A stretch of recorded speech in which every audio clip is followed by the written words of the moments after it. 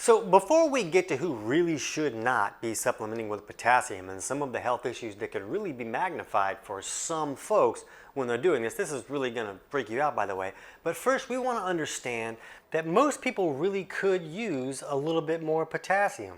And that's just because they're either making really horrible food choices or our food supply has kind of gone rotten. So most of the high potassium foods are actually real foods. You're not going to find a lot of high potassium foods in a vending machine where a lot of people are eating their food on a daily basis.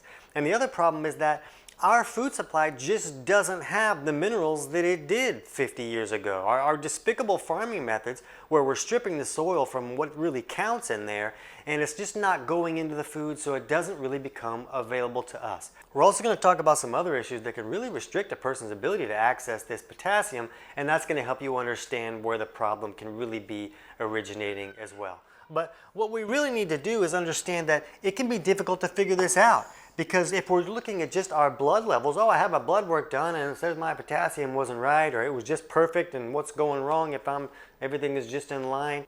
And the reality is that the body has a very narrow range that it wants to keep that blood potassium levels in, and it has to do that to allow the body to exist. So it's going to beg, borrow, and steal from other places and try to get rid of potassium when that blood serum is going too far in either direction. So most people are going to look at their levels and be like, I nailed it. But they're going to be having all these issues that can come from not having enough potassium and all this other stuff. So we really can't count on our blood serum levels to understand what we need to do as far as taking actions when it comes to potassium. So in this video, I'm going to help you understand where you can get potassium, things that you can correct so that you can actually access that potassium. And what we really want to make sure people understand is that which individuals are going to make their situation much worse by supplementing with potassium. Let's jump in.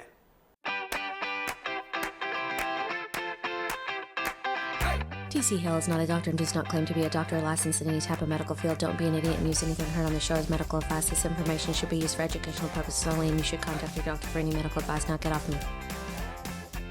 So where a lot of confusion can set in is that potassium is an electrolyte, and there's electrolytes in the body that there really has to be enough there for the body to function correctly. And if not, a lot of symptoms can show up. So if somebody's looking like, oh, am I not having enough potassium? They'll look at symptoms and they'll hear things like weakness, and especially like muscle weakness. That seems to be an issue that's really common that you hear about. You hear about constipation because the walls of that intestinal tract and colon are all handled by electricity and minerals, all making things move. And so they say, oh, well, if you're having constipation, then you need more potassium because potassium is part of that thing that helps move things along. And that's true in a petri dish. But you're going to understand in a few minutes why this is a horribly, horribly stupid mistake that's making a lot of people have a lot worse constipation.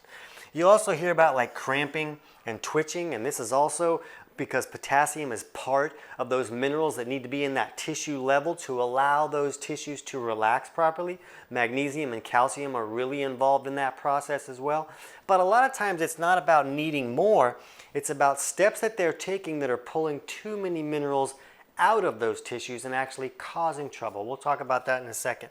And another thing you hear about a lot is palpitations and arrhythmias and those type of things, just because that heart is a muscle and that muscle is reliant on a lot of these minerals to act the way that it's supposed to act. So we do see that there are problems with potassium when those things are going on, but we're going to understand why that is here in just a second. But when someone seems to be needing a little bit more potassium, we almost never have clients supplement with potassium. Here, take some potassium capsules and you're going to lift your potassium levels and fix these problems. Because what a person really wants to do is get their potassium from their food. And the problem is that when you supplement with potassium, you can create a lot of trouble. But when you're getting your potassium from your food, it's almost never going to create trouble. And when I'm talking about trouble, I'm not talking about toxic levels of potassium. That's pretty hard to achieve because as long as the kidneys are working correctly, they're going to get rid of a lot of that excess potassium that someone may be bringing in through supplementation. So that toxicity issue is usually only going to happen if someone is supplementing with potassium and they're having kidney issues where they can't get rid of that potassium. But you're going to see that a lot of the trouble that can just come from just the potassium coming into the system. It's not really about creating a toxicity issue. That's something that's a lot more rare. So we like to see people get their potassium from their food.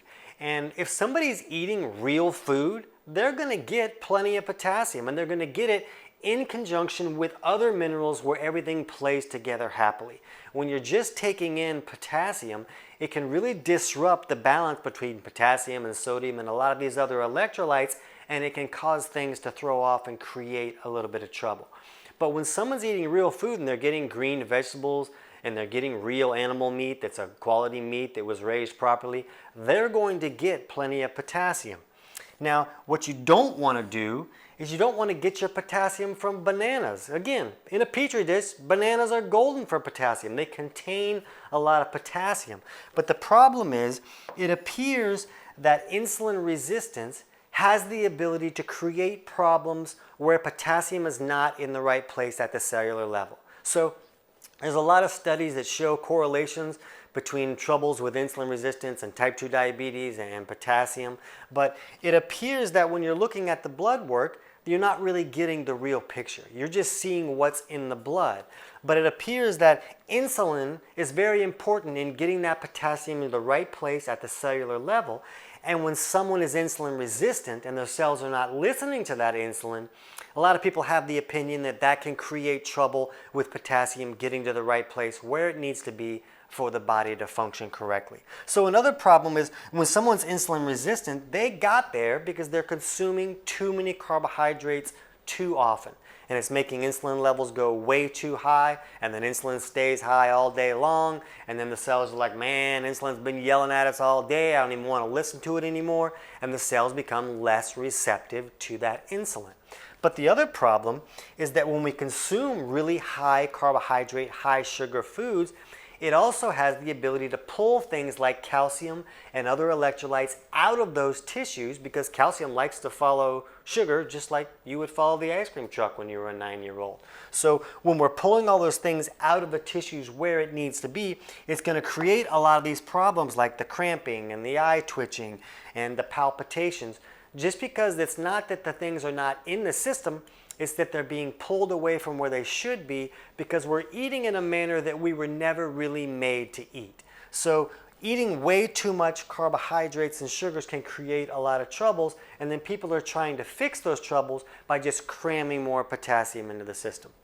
Now here's a real big deal, is that most people don't have the ability to break down their food properly and access all the nutrients in that food. So if you're dealing with any digestive symptoms at all, any burping or bloating or constipation or diarrhea or acid reflux or nausea or indigestion or even acne and skin issues, all of those are really strong signs that either one side or both sides of digestion are not working correctly. And when you're not getting both sides of digestion working correctly, meaning your stomach is not making enough stomach acid or your bile is not flowing properly, then you can't create this sizzle that helps us really bust our food apart and pull all the nutrients out of that food. So if you're having any of those digestive symptoms, check out our video on understanding digestive troubles, and we'll put the link in the description below. But you're going to need to correct those problems so that you can access potassium from the food that you're eating. And then the next move is that, hey, maybe you don't eat from a vending machine. Maybe you eat some real food and you understand that that's kind of important for us to do as a human being. But when we're going to understand the troubles that can come from supplementing with potassium, we really need to understand what's going on with our circadian rhythm. So let's dig into that a little bit. So it was Dr. Emmanuel Revisi who helped us understand that the body has a natural circadian rhythm at the cellular level. So during the day, the body should be in what's called a more catabolic state, where the body is really good at creating energy and it's really good at breaking down tissues so those tissues can be renewed and rebuilt. And then at night, the body should move into what's called a more anabolic state. And this is where the body is really good at resting and then repairing and rebuilding tissues.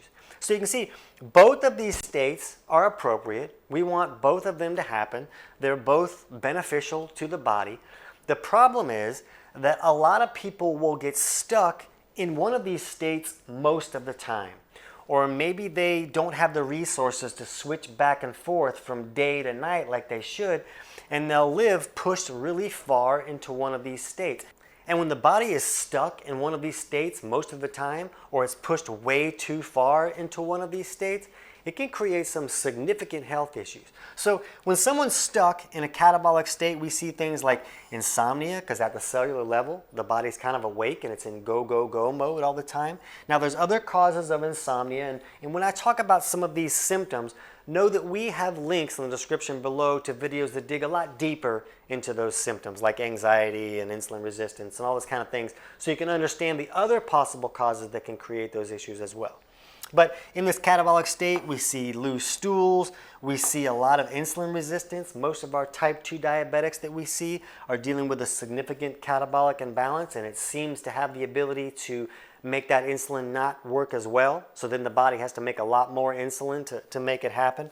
And we see people where they're just kind of breaking down and they're not rebuilding. Maybe they get a lot of injuries, or injuries are not healing the way that they should. So that's what we see when someone is stuck in this overly catabolic state most of the time. But when someone's in an overly anabolic state, it can create just as much of a wide variety of health problems.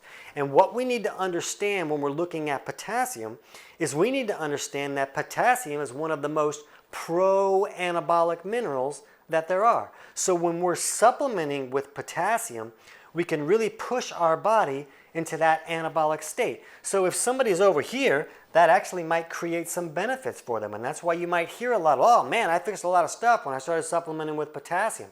They may have been correcting an imbalance that was creating a lot of health issues. But when someone's already too far in this anabolic state and they're going to supplement with potassium, they're going to greatly magnify all the problems that are coming from being stuck in this nighttime anabolic state. So one of the biggest things we see with an overly anabolic imbalance is we see constipation. Because in that anabolic state, the body tends to push more of our water through the kidneys and less to the bowels. And then the bowels become hard and dry, and then that stool becomes very difficult to move. Now there's other causes of constipation. We'll put videos on that below if you're dealing with constipation and you're all plugged up. But understand that what they're telling us back here is that some of the most common symptoms we see with a lack of potassium is constipation. Take buckets of potassium. Go ahead and do that. And one thing to understand is that another cause of constipation can be a lack of stomach acid. And the body needs minerals to be able to make stomach acid. So if a person doesn't have enough minerals, they start supplementing with some minerals, all of a sudden the body might be able to make some more stomach acid and correct constipation. But when we're looking at somebody who's stuck in this anabolic state and that's why they're constipated, they're not going to be able to poop like a champion, because when they start taking potassium, they're going to poop more like an Olympic champion, and like poop every 4 years kind of a situation, because they're going to make their constipation much worse. In this anabolic state, we see a lot of anxiety, but a person can also be anxious because mineral levels could be too low. So a person might take some potassium and improve their anxiety. So they'll tell their friend, oh man, you got to take some potassium to fix your anxiety. But if that person's anxiety is caused from being too far in this anabolic state, and so the body is making a lot of its energy through fermentation, and a byproduct of fermentation is lactic acid, and very high levels of lactic acid will create anxiety and even panic attacks. So this person's dealing with anxiety, they start pumping in the potassium and they make their anxiety much worse. This person might be taking anxiety, like we talked about before, to fix these arrhythmias and stuff, but all the tachycardia issues and racing pulse rates that we see them happening with people that are leaning too far on that anabolic side. We also see hard tumor problems with people that are leaning too far on this anabolic side. And Dr. Emmanuel Rivisi, in the book about him, The Doctor That Cures Cancer, he understood that it seemed to be that most people dealing with hard tumor issues were dealing in an overly anabolic state. And when you could correct that problem, you could help improve that issue. So, we're taking issues where, hey, I got these cramps, so I'm going to take piles of potassium, and oops, I've created hard tumor issues. And I'm not saying that things like breast cancer are caused by an overly anabolic imbalance. I'm not going to say that, but we do seem to see that correlation a lot. So if a person is going to supplement with something that's going to push them further into that state, they really should understand, is my body already leaning there too much already? You really want to know where your body chemistry is to understand which supplements are going to be appropriate for you. You don't want to take supplements just because all the cool kids are taking it. You want to take something that's appropriate so that you can work with your body instead of against it. So just understand this, just because somebody's dealing with a symptom doesn't mean that they're dealing with that imbalance, because there can be other causes of these symptoms. And it's pretty rare, even when I do see a client leaning way too far on this catabolic side, it's pretty rare that I'm going to have them supplement with potassium. I usually have them, maybe they'll use some kind of mineral drops that include some potassium and magnesium and sodium, so they're getting a mixture of all of those minerals together. Or maybe I'll have them use a formula that's created to help a person improve a catabolic imbalance that might include some potassium to help them move a little bit more on that anabolic side, but it also includes other minerals and vitamins and things that can balance everything out. It just seems that pushing a lot of potassium into the system can be problematic, and we really want to get it from our food, so we really need to make sure that we're digesting our food correctly so that we can access that potassium. But what you want to do right now, because you want to figure out, am I leaning too far on this anabolic side? And should I run and should I avoid supplementing with potassium? Or am I over here and maybe a little bit of potassium mixed with some other things could help really benefit me? So jump over now and watch our video on how to understand if your circadian rhythm is off, so you can figure out, how do I use the things that are appropriate for me so I can work with my body instead of against it? I can't wait to hear about your results.